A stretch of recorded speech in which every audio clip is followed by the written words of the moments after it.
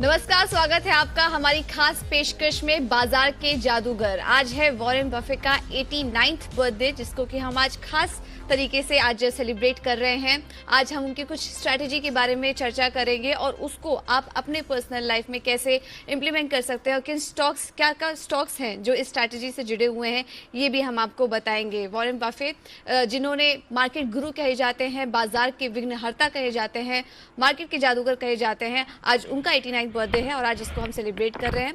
और देखिए, उन्होंने काफ़ी सारे निवेश के आइडिया भी दिए हैं और उसके बाद काफ़ी ज़्यादा कमाई भी हुई है। कुछ इंटरेस्टिंग बातों पर भी हम चर्चा करेंगे। तो आज इस खास पेशकश में हमारे साथ पूरी टीम भी मौजूद है। हमारे साथ एक्सपर्ट हैं अविनाश गोरशकर, हमारे साथ है स्टूडियो में, और इसके साथ हमारी रिसर्च टीम भी इसमें आपकी मदद करेगी। अविनाश और देवांशी भी हमारे साथ स्टूडियो में मौजूद है।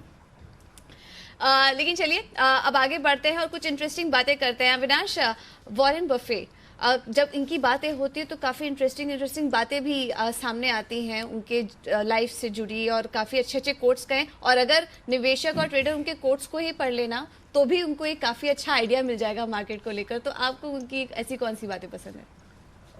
मुझे लग रहा है कि वो बेसिकली ये कहते हैं कि कोई कॉम्प्लिकेटेड बिजनेस में इन्वेस्ट ना करे। जो चीज़ जो इन्वेस्टर को सीधी सादी समझ में आती है उसी में इन्वेस्ट करे, और सबसे बड़ी बात, टाइम अपने इन्वेस्टमेंट को दे। वो काफ़ी समय अपना इन्वेस्टमेंट होल्ड करते हैं। हालांकि ये सब इन्वेस्टर्स पे डिपेंड है, लेकिन वो हर इन्वेस्टमेंट को फ्रक्टिफाई होने में काफ़ी लंबा समय देते हैं। तो ये सारी बातें मेरे ख्याल से अगर कोई लॉन्ग टर्म निवेशक यहाँ पे भी इंडिया में करता है तो मुझे लग रहा है कि डेफिनेटली काफ़ी चीज़ें हैं जो हम उनसे सीख सकते हैं।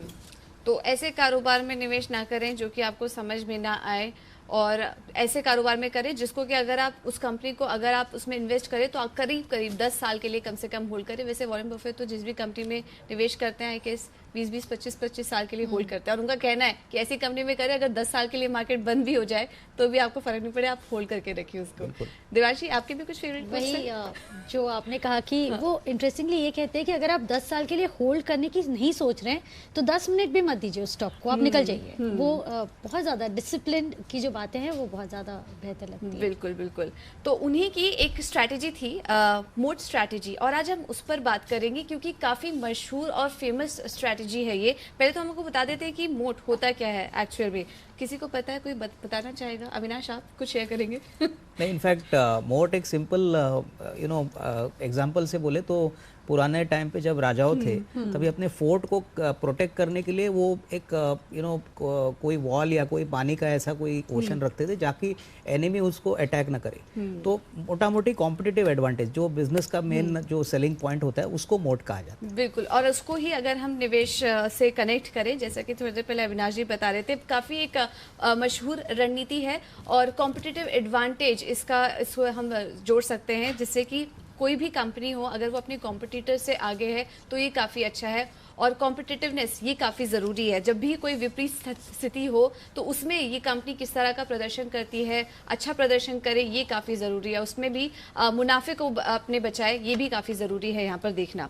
तो मोट स्ट्रैटेजी पर हम बात करेंगे वॉरेन बफे की, और उसमें अलग अलग कैटेगरी हैं इस स्ट्रैटेजी में। तो पहले जो हम बात करेंगे वो है नेटवर्क के लिए, जो मोट स्ट्रैटेजी उन्होंने अप्लाई किया, और उसमें उनका कहना है कि नेटवर्क एक कंपनी के लिए काफ़ी ज़्यादा ज़रूरी है। और नेटवर्क से उनका मतलब था जो उसके ग्राहक है, कस्टमर है, और जो उनका डिस्ट्रीब्यूशन है, अगर वो किसी कंपनी का काफ़ी स्ट्रांग है तो उसको किसी बात की चिंता करने की ज़रूरत नहीं है। कॉम्पिटिटर्स के मुकाबले अगर उनका डिस्ट्रीब्यूशन नेटवर्क अच्छा है तो फिर उन्हें कोई चिंता करने की जरूरत नहीं है लॉन्ग टर्म के लिए, क्योंकि उनके पास जो कस्टमर बेस होता है वो काफ़ी अच्छा होता है। और इसी स्ट्रैटेजी से जुड़ी अगर भारत में इस कंपनी को हम इस स्ट्रैटेजी से जोड़े और वॉरेन बफे अगर निवेश करते तो वो कौन सी कंपनी होती? देवांशी, आपसे शुरुआत करें। बिल्कुल डाउटफुल है क्योंकि एयरलाइन कंपनी की हम बात कर रहे हैं। तो अब आप देखिए ओवरऑल इंडस्ट्री में जिस तरह से थोड़ा सा प्रेशर आता हुआ दिखा है, लेकिन स्पाइस जेट ये कंपनी है जिसके पास मोट है। क्योंकि आप देखिए जिस तरह से जेट बंद होता हुआ दिखा था उसके बाद जितना भी ये एडवांटेज है वो स्पाइस जेट के पास ज़्यादातर आता हुआ दिखा था। जो कैपेसिटी है वो लगातार यहाँ पे बढ़ती हुई दिखी है स्पाइस जेट की तरफ से, और गाइडेंस भी थोड़ा सा बेहतर यहाँ पे आता हुआ दिख रहा है जैसे कि हम बात कर रहे हैं। तो ये जिस तरह से हम कह रहे हैं स्पाइस जेट ये एक शेयर बनता हुआ दिख रहा है, और आप देखिए लगातार यहाँ पे बढ़त जरूर देखने को मिल रही है स्टॉक पर। ओके, और आशीष आपके पास कौन से शेयर है? पेज इंडस्ट्रीज, जैसे आप डिस्ट्रीब्यूशन नेटवर्क की बात बता रहे थे, पूरा एप्लीकेबल होता है यहाँ पे। 1800 शहरों का में नेटवर्क है और 50,000 से ज़्यादा की रिटेल आउटलेट्स हैं। और आप एंड रिजल्ट देखिए कि इनके पास जो इनरवेयर सेगमेंट है उसमें 55% मार्केट शेयर, यानी भारत में सब्सटैंशियल स्टेक होल्ड करते हैं। इनके पास 2040 तक अमेरिकन के ब्रांड जॉकी के एक्सक्लूसिव लाइसेंस हैं। तो पेज इंडस्ट्रीज पर ये स्ट्रैटेजी एकदम अप्लाई होती है। बिल्कुल, और इसमें एक और कंपनी का नाम भी शामिल हो सकता है, वो है मारुति। देखिए मारुति का तो अनडाउटेडली मार्केट लीडर, इसका डिस्ट्रीब्यूशन नेटवर्क काफ़ी अच्छा है। पैसेंजर व्हीकल की अगर हम बात करेंगे तो 53% जो मार्केट शेयर है वो अकेले मारुति के पास है। तो काफ़ी अच्छा सेगमेंट है। नेटवर्किंग के आधार पर अगर हम बात करें तो मारुति और पेज इंडस्ट्रीज इस रणनीति में बिल्कुल सटीक बैठती है। अविनाश, आपकी क्या राय होगी इन दोनों ही कंपनियों पर?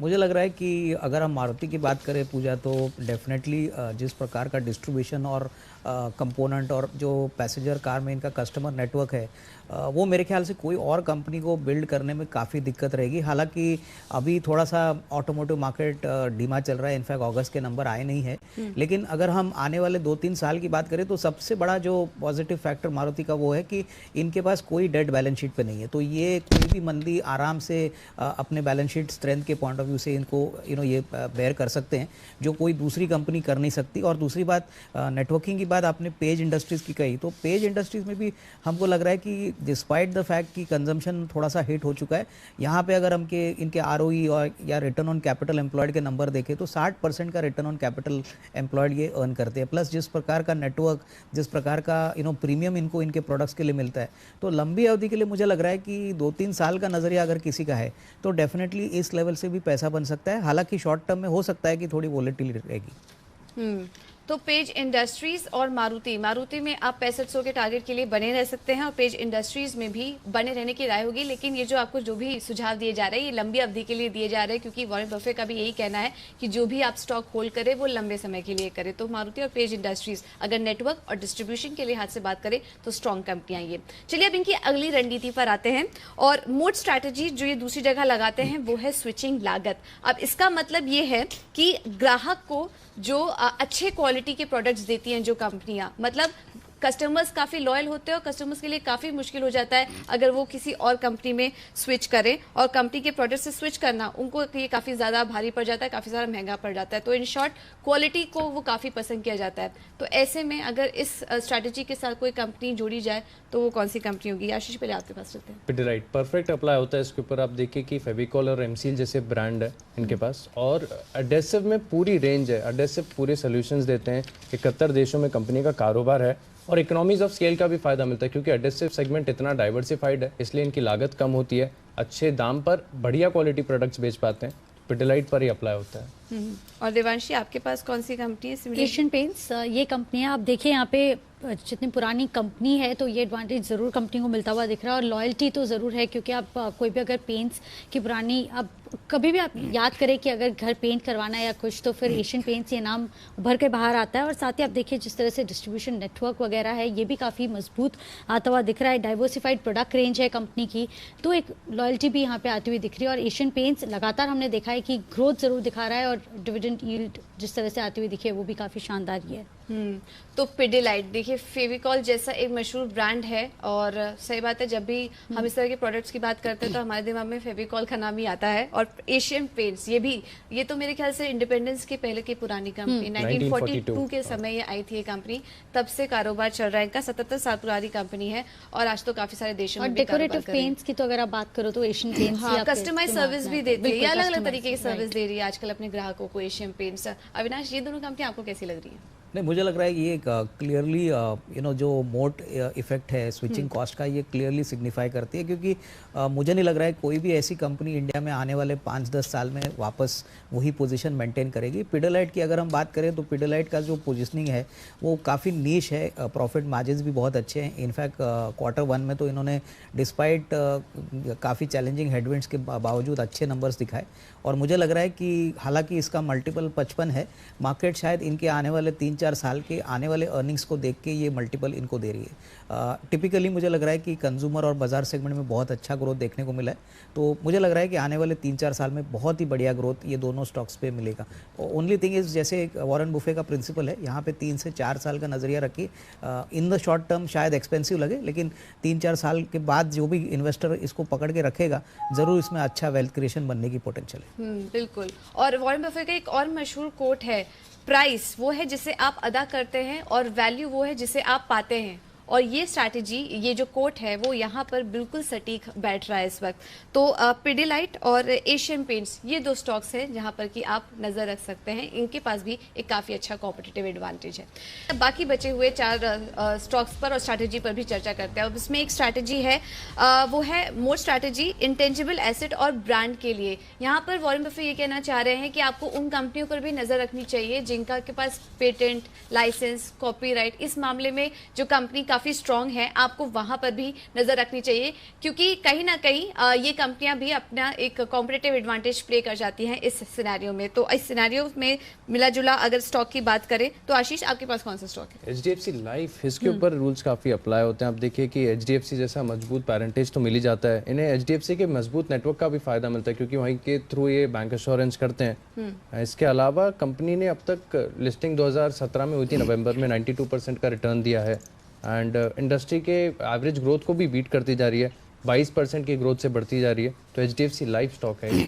बिल्कुल, HDFC लाइफ, इसके पास मजबूत ब्रांड है, पेरेंटेज भी काफी अच्छा है, बिजनेस मेथोडोलॉजी भी इनकी अलग ही तरीके की, जिसकी वजह से आप नजर रख सकते हैं। देवांशी, आपके पास दूसरा शेयर कौन सा है? बिल्कुल, इसी आप देखिए जो पेरेंटेज है HDFC, इसी कंपनी HDFC AMC जिसकी हम बात कर रहे हैं, और ये भी जिस तरह से AUM लगातार यहाँ पे बढ़ता हुआ दिख रहा है, तो साइज़ तो हम सभी जानते हैं। और इसके अलावा आप देखिए देश की सबसे बड़ी एसेट मैनेजमेंट कंपनी में से एक है, और जिस तरह से एक्सपेंस रेशियो यहाँ पे लगातार कम करने की कोशिश कंपनी की तरफ से होती हुई दिख रही है, मार्जिन्स पर थोड़ा सा फोकस होता हुआ दिख रहा है, और सभी की तरफ से जो नए नियम आते हुए दिखे थे, उसके बाद हम देख रहे हैं कि AMC को थोड़ा सा जो बेनिफिट है वो ज़रूर मिलता हुआ दिखा है। एंड ओवरऑल AUM वाइज लगातार जिस तरह से ग्रोथ आती हुई दिखी है परसेंटेज टर्म्स में, तो HDFC AMC है जो ये फिट होती है इस स्टॉक। अविनाश जी, HDFC लाइफ और HDFC AMC, इनका सबसे बड़ा एडवांटेज तो यही है कि HDFC जैसा मजबूत पेरेंटेज है इनके पास, तो ब्रांड वैल्यू तो है ही। आप सहमत हैं?